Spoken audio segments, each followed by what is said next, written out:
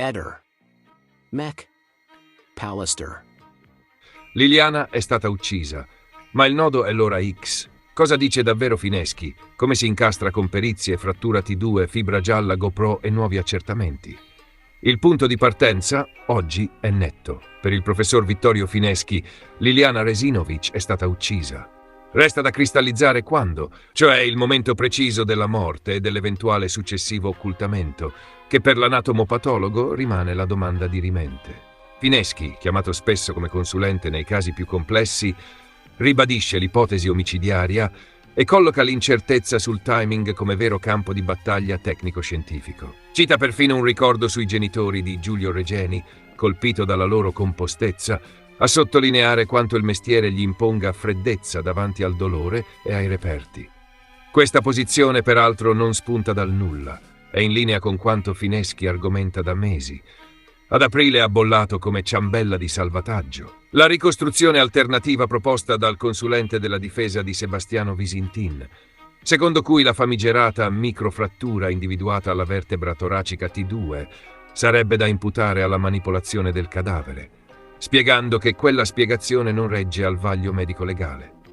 Sul fronte lesioni e dinamica, gli elaborati disposti dalla Procura di Trieste nella prima parte del 2025 hanno messo in fila un quadro che spinge via dall'ipotesi di suicidio. Aggressione da terzi, manovra di soffocamento compresa da dietro e lesioni compatibili con un'azione violenta. Tra queste appunto la frattura perimortale del profilo della T2. Sono elementi resi noti e discussi nelle ricostruzioni giornalistiche di marzo, che parlano esplicitamente di collo avvolto dall'avambraccio, nonché del ruolo della frattura come marker di violenza. Fineschi, interpellato durante l'estate, ha ribadito che quella microfrattura va cercata e c'è, perché è coerente con la dinamica di compressione. La contronarrazione difensiva ha avuto un colpo di scena a maggio.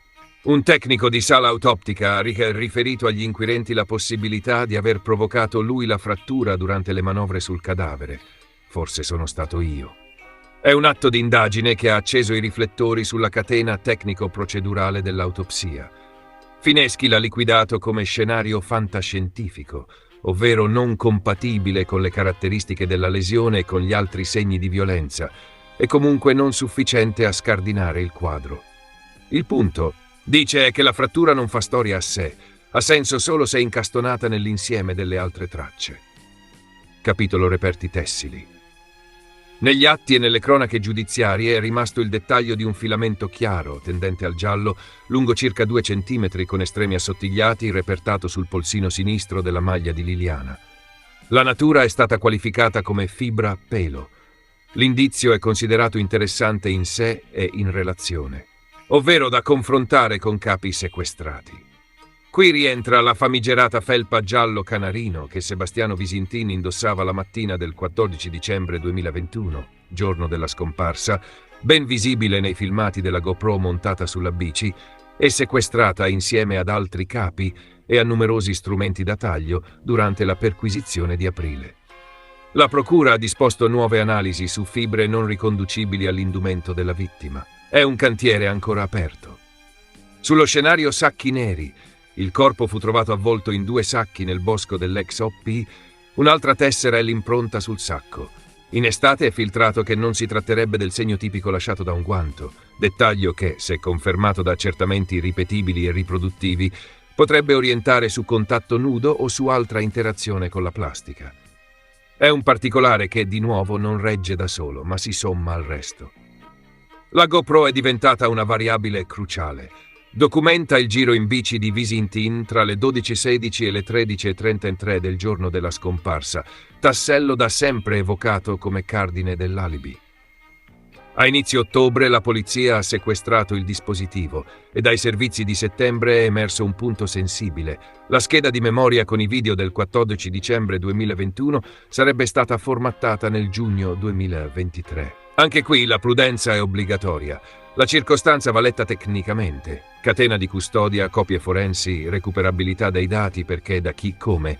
Ma è evidente che questo passaggio ha rilanciato le verifiche sull'integrità e la continuità del dato digitale.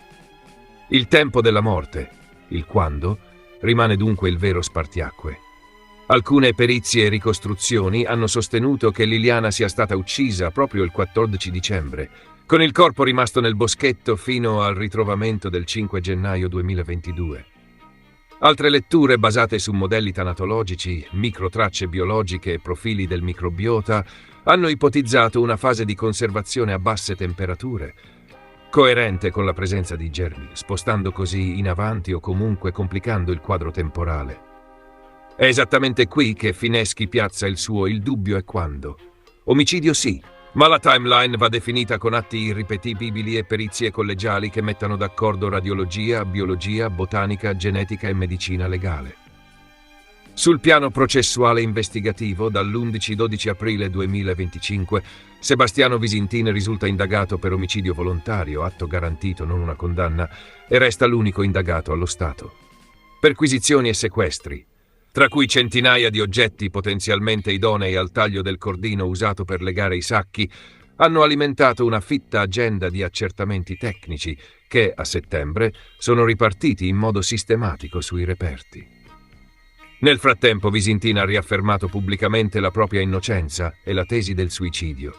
La famiglia di Liliana e il fratello Sergio, con i loro consulenti, fra cui Fineschi, insistono invece sul delitto. Presunzione di innocenza e verifiche tecniche rimangono ovviamente i due cardini.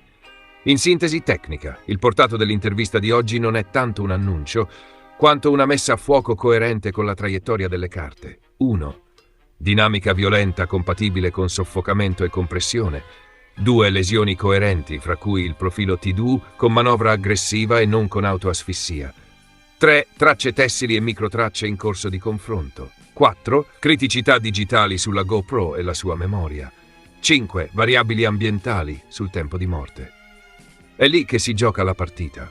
Sull'ora X che qualifica la mise-en-scène successiva, il tragitto del corpo, la permanenza o meno all'aperto, la compatibilità col bosco dell'XOP e l'eventuale raffreddamento artificiale. È il nodo su cui convergono le discrasie che lo stesso Fineschi e altri periti chiedono di appianare con una perizia collegiale piena, trasparente, replicabile.